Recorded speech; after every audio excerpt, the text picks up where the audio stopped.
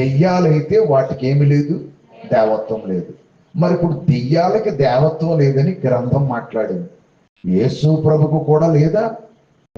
వారు ఎందుకు లేదు అనుకుంటున్నారు? వేటిని చూపించటం వల్ల వారు దేవత్వం క్రీస్తు ప్రభుకు లేదని అనుకుంటున్నారో కొన్ని సంగతులను నేను మీ ముందుకు తెస్తున్నాను ఈ రాత్రి. మొట్టమొదటిగా మనం చూద్దాం. యోహాను సువార్త 5వ అధ్యాయము 18వ వచనం.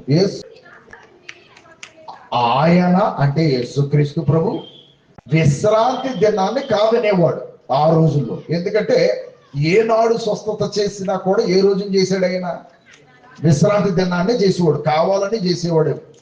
ఇప్పుడు ఆ టాపిక్ నేను ఎత్తుకోలేను, ఎందుకంటే విశ్రాంతి దినం ఆదివారం టాపిక్ నేను ఎత్తలేను. ఇప్పుడు దాని మీద మాట్లాడాలంటే ఇంకో 3 రోజులు కావాలి.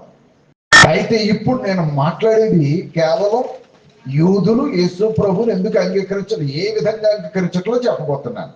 యేసు ప్రభుని అంగీకరించట్లేదని ఇప్పుడు ఇందాక 1 యోహాను సువార్త 1:10-11 వచ్చిన ప్రకారం మనకు అర్థమైంది. తన స్వకీయులు ఆయన ఏం చేయలేదు, అంగీకరించలేదు. ఏమని అంగీకరించలేదు అనే ప్రశ్నకి 5:18 వచనంలో సమాధానం చూస్తున్నాం. ఆయన విశ్రాంతి దినాచారము మీరుట మాత్రమే గాక దేవుడు తన సొంత తండ్రి అని చెప్పి, ఎవరిని గురించి? యేసు ప్రభు ఎవరిని గురించి మాట్లాడుతున్నాడని వాళ్ళ ఉద్దేశం. తండ్రి అయిన దేవుని గురించి ఏమని చెబుతున్నాడట? తన సొంత తండ్రి అని చెప్పి తన్ను దేవునితో సమానునిగా చేసుకునేను.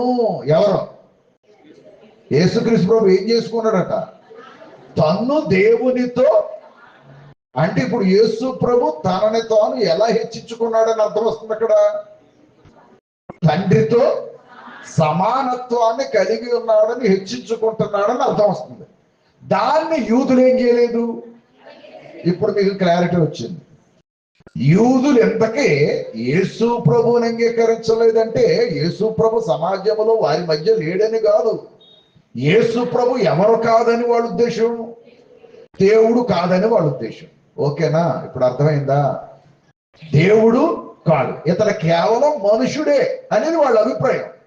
అందుకని దేవుడు కాదని వాళ్ళ ఉద్దేశం. అందుకని ఏమని చెప్తున్నారట వాళ్ళు? ఇతడు దేవుడు తన సొంత తండ్రి అని చెప్పి తను దేవునితో సమానము చేసుకొనేను గనుక ఇందు నిమిత్తమును యూదుడు ఆయనను చంపవలెనని మరి ఎక్కువగా ప్రయత్నము చేశారు. ఇప్పుడు మీకేం అర్థమైంది? యూదులు ఏం కాదన్నారని అర్థమైంది. ఆయన్ని దేవుడు కాదని మాట్లాడారు.